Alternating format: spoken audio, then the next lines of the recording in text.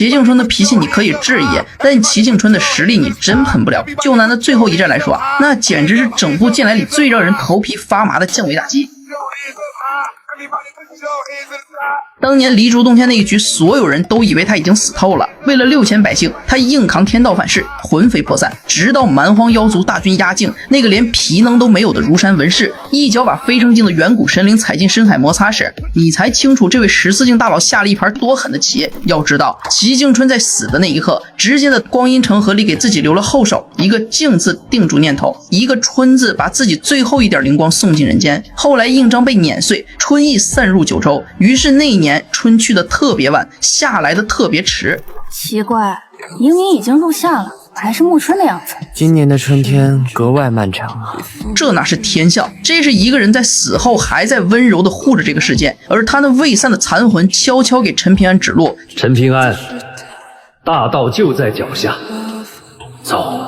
替剑妈求伞，我去找了趟道祖，从那座莲花洞天采摘而来，能够助你离开此地，且不会惊扰天地大道。甚至在见到那个为了大局算计自己、背负天下骂名的大师兄崔禅时，没有半句责怪，只是心疼地问了一句：累不累？就在这紧要关头，蛮荒大妖攻破剑气长城，妖族大军摆出无敌战阵，远古高位神灵嚣张现世，眼看宝片州人族大阵就要崩溃，但谁也没想到，人族真正的底牌才刚刚亮出。伴随着大离国师崔禅的谋划，齐族公祠里香火翻涌，一尊高达万丈的儒生法像拔地而起，齐先生重返人间。接下来的画面是纯纯的数值怪碾压，你远古神灵不是牛吗？齐先生二话不说，上去单手按住神灵头颅，直接砸进汪洋呐海。神灵刚想开大招挣扎，老齐抬腿又是一脚，连神带护盾死死踩进海床底部。每次神灵想爬起来迎接他的，就是势大力沉的一脚。妖族大军吓懵了，无数大妖疯狂砸出本命法宝和最强术法，可齐先生连躲都懒得躲，静静从光阴长河里抽出无数琉璃碎片，反手就是一波全屏秒杀。紧接着开手召唤356道虚空道门法业，化作万丈雷池，反手又砸下400道佛门法业，让数以万计的妖族凭空蒸发。什么叫无敌？这就叫无敌。不过你以为这就完了？最杀人诛心的一幕来了。齐先生一剑展开王座大妖的本命神通后，朗声大笑，假声何在？军师周密以为机会来了，一口吞下齐庆春，妄图吃掉他的三教学问机身15境，结果进去一看，周密当场傻眼了。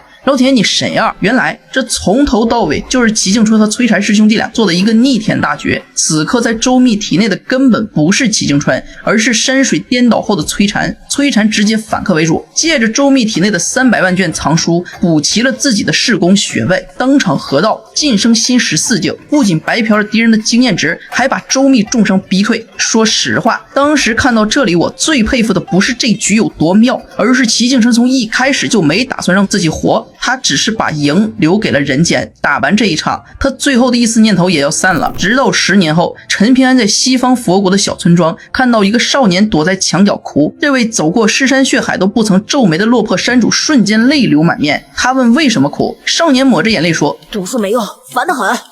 齐景春要跟你去闯荡江湖，我要快意恩仇，我要喝最烈的酒，用最快的剑。这一刻，多少人红了眼眶。那个生前背负天下苍生，永远把所有苦难咽进肚子里的齐先生，转世后潜意识里的愿望竟然只是想做个不用读书的自由少年。春回大地，陈平安背着酣睡的孩童走上落魄山，在竹楼前停下脚步，轻声哽咽了一句：齐先生回家了。那一刻忽然就明白了，为什么总是意难平，因为在这充满算计和压榨的现实世界里，我们都活成了疲惫不堪的崔禅和周密。可齐静春就告诉我们，这世界总有人在默默承载，哪怕粉身碎骨也要护你一程。而那些为了别人扛下所有的成年人，其实骨子里也都藏着一个渴望扔掉书包、纵马江湖的委屈小孩啊。